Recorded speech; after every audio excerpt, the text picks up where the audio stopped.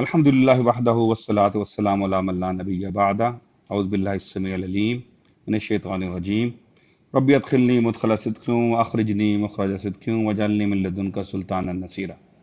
اچھا جی، آج کل ہم جب یہ ریکارڈنگ کر رہے ہیں تو ایک آدھ مہینے میں عید قرباں عید الاضحیٰ آنے والی ہے، تو اس کے سلسلے میں کچھ مختصر سے سوالات ہیں، وہ ہم بات کر لیتے ہیں۔ پہلے تو فلسفیکل بات کہ قربانی کیا ہے اور یہ کیوں ہوتی ہے۔ ہم جو آج تک گفتگو کرتے رہے ہیں اسی سے جڑی ہوئی ہے یہ۔ اللہ تعالیٰ کو ہم تمام ابن آدم سے صرف ایک ہی خواہش ہے کہ ہم اپنی بیسک اینیمل انسٹنکٹ سے اوپر اٹھ کر زندگی کی پرائرٹیز میں پہلی پرائرٹی اللہ کو دیں۔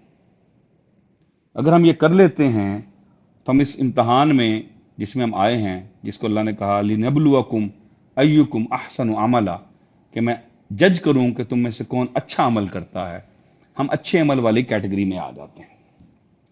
اللہ نے پھر ہم پہ مہربانی فرمائی دو طریقے سے۔ ایک پیغمبر بھیجے جو ہمیں حکمت کی باتیں سکھاتے ہیں اور تزکیہ نفس کرتے ہیں۔ رسول اللہ صلی اللہ علیہ وسلم کے بارے میں جو آیت ہے وہ یہی ہے کہ جناب ایک ہمیں پیغمبر بھیج، حضرت ابراہیم کی دعا تھی، جو ان کو حکمت سکھائے اور ان کے نفس کا تزکیہ کر دے۔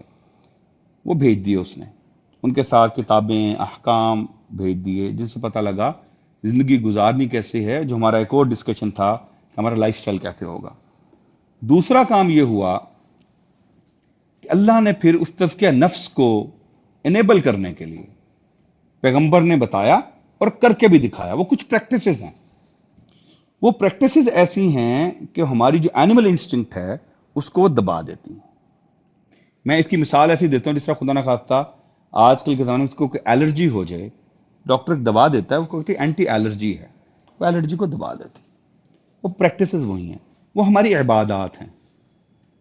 ساری عبادات بیسیکلی ہمارے اینیمل انسٹنکٹ کو دبانے کے لیے، سپریس کرنے کے لیے۔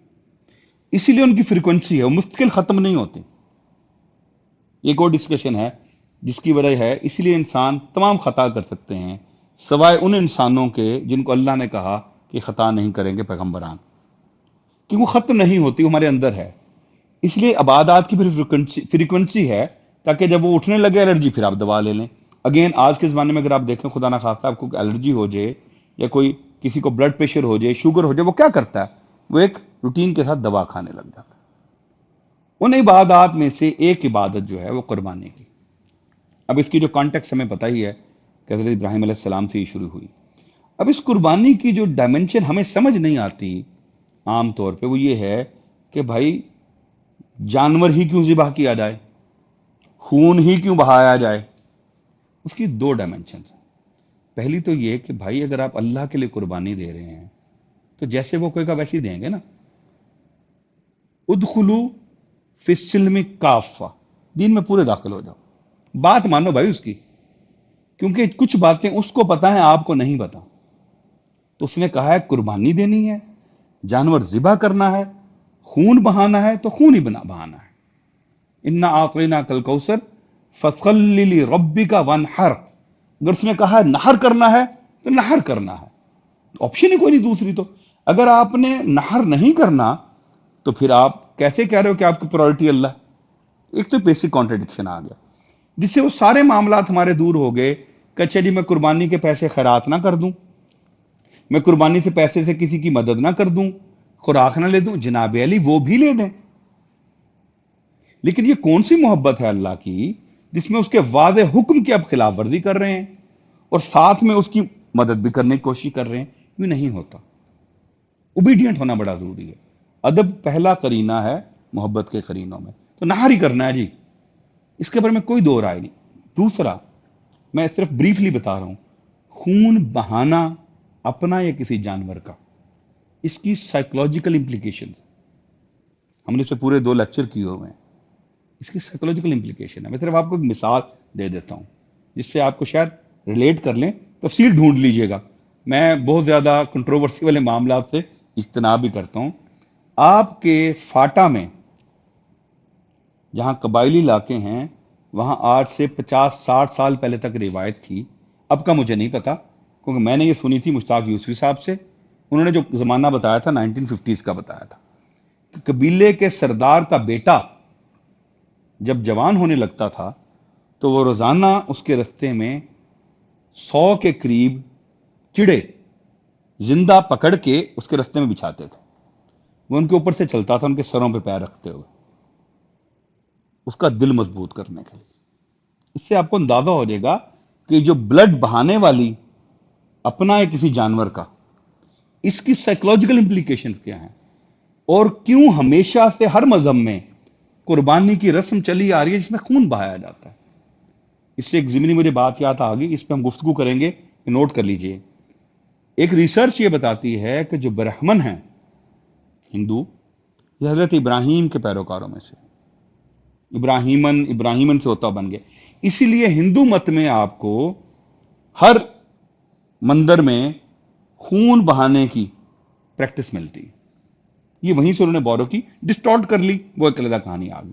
اس کی سائیکولوجیکل امپلیکیشن ہیں، کچھ ہمیں پتہ لگ رہی ہیں وقت کے ساتھ، کچھ نہیں لگ رہی. جس طرح مجھے پھر ضمنی بات یاد آ گئی، خنزیر کا گوشت کھانے کی انسانی جسم پر برے اثرات پڑتے ہیں. کچھ ہمیں سمجھ آ گئی ہیں، کچھ نہیں سمجھ آئی. غیر ذبح شدہ جانور کا گوشت کھانے سے انسانی جسم میں کچھ بیماریاں، خرابیاں پیدا ہوتی ہیں. اسی لیے اس وقت دنیا کا میٹ کا سب سے بڑا جو کاروبار ہے وہ حلال میٹ کا کاروبار ہے. تو یہ کچھ میں نے مثالیں صرف اس لیے دیں کہ میرے وہ دوست جن تک یہ بات پہنچے اور وہ کہنے جی نہیں یہ تو ایک ریچول ہے، ان کو پتہ لگے ریچول نہیں ہے. صرف اگرچہ صرف ریچول ہونا بھی کافی ہے، کیونکہ میری قربانی کا مقصد رب کی رضا ہے. رضا میں سوال جواب تو نہیں ہے نا جی، پھر جیسا اس نے کہا ویسے ہی ہوگا.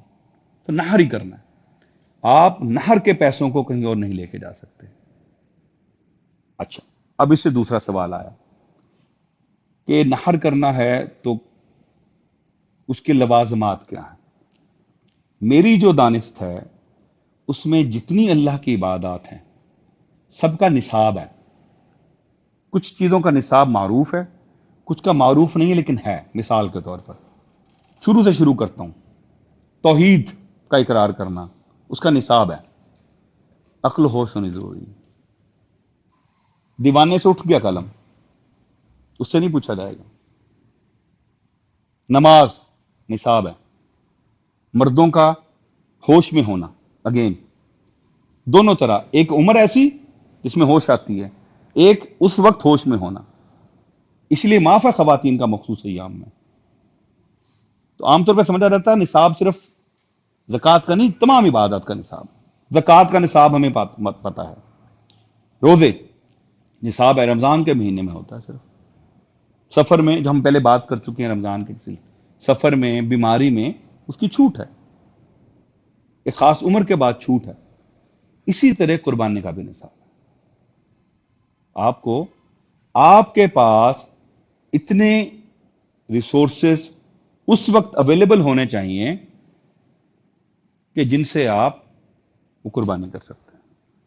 اللہ جب نصاب بناتا ہے، اب یہ میری انٹرپریٹیشن ہے، وہ بالالتزام یعنی اسپیسیفکلی ہمیں گنجائش اور حکم دیتا ہے کہ خود پہ بوجھ مت ڈالنا. مثال کے طور پر سفر میں نماز قصر کیوں کرائی ہے؟ روزہ قصر کیوں کرایا ہے؟ زکوٰۃ کیوں کہا ہے اس پہ درست مال سارا سال رہے؟ میں اسی پہ جب انٹرپریٹ کرتا ہوں تو وہ مالی حیثیت جو آپ کو قربانی کا جانور خرید کے ذبح کرنے کے قابل بناتی ہے، وہ بھی ایسی ہونی چاہیے جس سے آپ پہ بوجھ نہ پڑے. تو اسپیسیفک کوشچن جو ہے کہ کیا قرض لے کر؟ میں کہوں گا نہیں. دو وجوہات کی بنا پہ. ایک تو ہے کہ اگر آپ کے مالی حالات ایسے ہیں کہ ایک مہینے کا خرچہ اوپر نیچے ہونے سے قرض لینا پڑ گیا ہے، تو آپ اسے قربانی ویسے نہیں کرنی چاہیے. آپ پہلی قربانی کر رہے ہیں اللہ کے لیے. آپ کی قربانی میرے نزدیک یہ بنتی ہے کہ آپ اس آمدنی کو بڑھانے کے لیے کوئی ناجائز ذرائع استعمال نہ کریں. ہاں، کاروبار میں کئی دفعہ یہ ہو سکتا ہے کہ جناب آپ کے پاس کیش فلو ختم ہو گیا. ایسٹ ہوتے ہیں، کیش فلو ختم ہو گیا، اس کے لیے آپ کیش فلو مینج کر سکتے ہیں. لیکن اگر آپ کے مالی حالات ایسے ہیں کہ آپ کے پاس اس مہینے نہ جیب میں پیسے ہیں نہ بینک میں پیسے ہیں، قرض مت لیں. اس کا مطلب پیسے اتنی آسانی سے آئیں گے نہیں.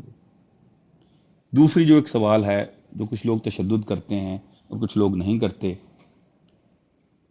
کہ جی وہ اصل قربانی تو یہ ہے کہ جانور لے کے پالا جائے اور خود کی، اصل تو یہی ہے، لیکن آپ سوسائٹی کے ساتھ جو ریزونیٹ کریں گے نا، اگر آپ ڈی ایچ اے میں رہتے ہیں اور وہ آپ کو اجازت نہیں دیتے بکرا گھر میں باندھنا، تو اگر آپ، یہ ہمارے ایک اور علت آ گئی ہے کہ ہم ایک دینی فریضہ ادا کرنے میں شدت پیدا کرنے کے لیے ایک ایسا کام کرتے ہیں جو صریحاً منع ہے، ہم چھپ کے بکرا باندھ لیتے ہیں۔ اور بھائی آپ نے جھوٹ بول لیا، قانون کی خلاف ورزی کر دی عبادت کرنے کے لیے، یہ بھی نہیں کرنا ہوتا۔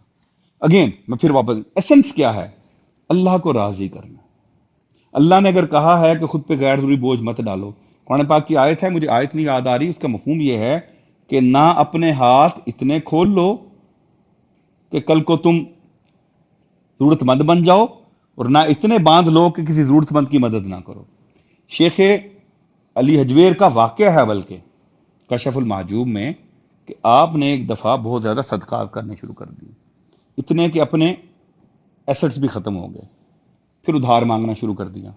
اسپیشلی ریفرنس آ گیا آپ کے لیے، تو آپ اپنی کتاب میں لکھتے ہیں کہ میرے بزرگ جو ہیں میرے خواب میں آئے اور انہوں نے جو جملہ کہا اس کا مفہوم یہ تھا کہ اے علی، اللہ کی مخلوق بن، اللہ نہ بن، اتنا صدقہ آگے کر کہ جس کے بعد تجھے صدقے کی حاجت نہ پڑ جائے۔ تو میں اسی اصول کو ادھر لے آؤں گا۔ تو ایسنس پہ جائیں، ہم قربانی کرتے ہیں اللہ کی رضا کے لیے۔ اس نے کہا نہر، تو ہم نہر کریں گے۔ اگر کوئی ہمارے لوکل حالات ہمیں اس طرح نہر کرنے کی اجازت نہیں دے رہے جس طرح ہمارا دل چاہتا ہے، گھر میں بکرا باندھنے کی کوئی مسئلہ نہیں۔ اللہ نے یہ نہیں کہا کہ بکرا گھر میں باندھ کے نہر کرو،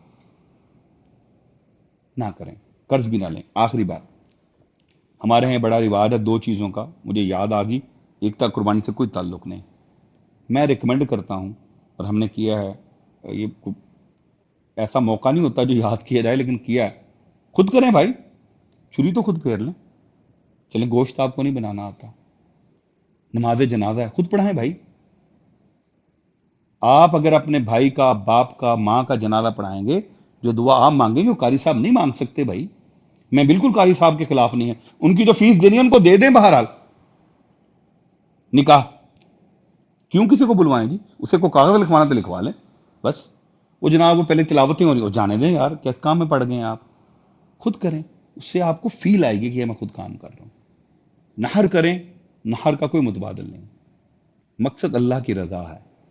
اگر آپ اللہ کی رضا کے حصول کے لیے ایسے کام کر رہے ہیں جو اس سوسائٹی نے جس میں آپ رہتے ہیں منع کیے ہوئے ہیں، یا جو اللہ نے منع کیے ہوئے ہیں، تو آپ غلطی کر رہے ہیں، تشدد کر رہے ہیں۔